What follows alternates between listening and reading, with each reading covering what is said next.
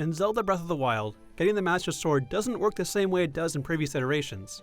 While it is a main quest, you don't need it to beat the game, and in fact, nobody ever explicitly gives you a quest to go find it, though some may give you hints. In order to get the legendary blade, you'll need to complete several steps. Step 1. Brave the Lost Woods. Look north of central Hyrule, past Hyrule Castle for the Woodland Tower, and down at the large fog-shrouded area north surrounded by water on 3 sides. Trying to scale or glide into the woods won't work, so instead, take the path up the southeastern side until the fog rolls in and you enter the Lost Woods proper. Going in the wrong direction here will lead you straight back to the start, so take note of the flickering torches here and use them as a guide. This first section is fairly simple. Just keep following the lit torches until you can't see anymore, and then look right and start moving until you can spot 2 more in the distance. Things get trickier here as there are no more torches, but there is an unlit one you can pick up and use.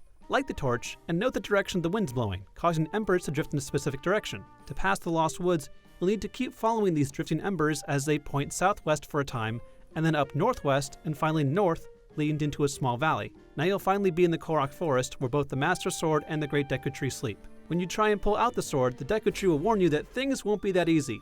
Pulling the sword out will drain your hearts, and if you don't have enough, you'll die. This leads us to the next step.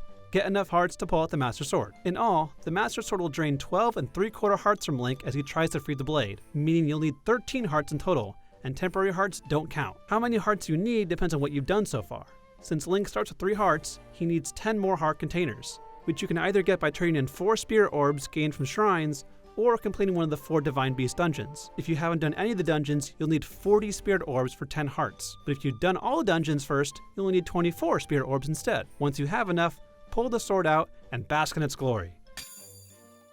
Of course, there are a few caveats to wielding the Master Sword. At full hearts, you can hold the R button to throw out a sword beam that travels farther and deals more damage the more heart containers you have. As for melee attacks, it deals 30 damage on its own, but doubles to 60 in the presence of Ganon's corruption, which includes infected guardians and the dungeon bosses. The blade will wear out over time and eventually run out of energy. When this happens, it will de-equip itself and become unusable for 10 minutes, unless you're fighting a boss, in which case it will never break.